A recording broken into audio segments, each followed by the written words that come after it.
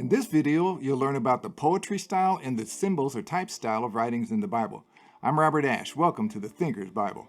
The way to understand poetry style writing in the Bible is to understand that it's about real people, things, and events, just written in poetry instead of prose or narrative. There are more similes, metaphors, allegories, and figures of speech in poetry style than there are in the Bible's more literal or historical parts. But it's poetry or songs about real people, things, and events in almost all cases. Job through Song of Solomon show the poetry style of Bible writings. The book of Job is about a tragic event in Job's life, followed by amazing restoration and redemption told through poetry. Song of Solomon is a love story told through a poetic song.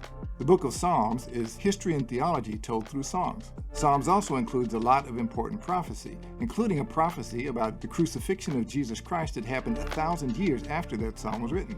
Psalm 22:14, I am poured out like water, and all my bones are out of joint. That psalm describes the suffering of Jesus Christ on the cross at a time when no punishment in Israel did that to people. That psalm was written almost 1,000 years before Jesus Christ was born. Psalm 69:21 prophesies how Jesus Christ would be given vinegar to drink while hanging on the cross. And Psalm 16:10 foretells Jesus Christ rising from the dead to save us from the judgment. For you will not abandon my soul in Sheol. You will not allow your Holy One to see decay. There's also history in Psalms. Psalm 78, verse 12 to 14. He worked wonders before their fathers in the land of Egypt, in the region of Zoan. He split the sea and brought them through. He set the waters upright like a wall. He led them with a cloud by day and with a light of fire all night. Proverbs and Ecclesiastes share principles for godly living through many wise sayings, like Proverbs 1:10, My son, if sinners entice you, do not follow them. And Ecclesiastes 12:13, Let us hear the conclusion of the matter. Fear God and keep his commandments, for this is the whole duty of man. Great advice. Follow it.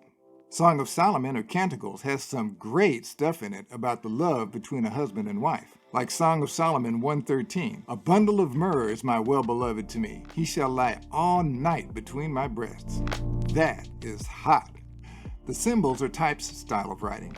These are parts of the Bible where the Old Testament has things in it that describe or symbolize things about God. Then the New Testament explains what these symbols mean. Like in Hebrews chapter 9, the Bible explains that the high priest in the Old Testament used to offer bulls and other sacrifices for their sins, which symbolized Jesus Christ coming to sacrifice himself for all of our sins. To understand this style, read the book of Hebrews. The book of Hebrews is all about explaining all of those symbols. They're called types in theology, and the symbolism language is called typology.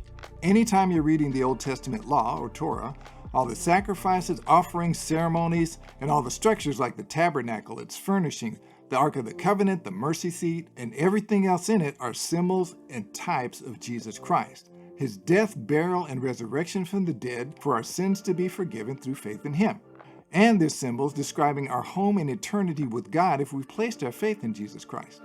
In my next video, I'll explain prophetic language or prophecy. So please share this video and watch this other video to help you understand the Bible even better.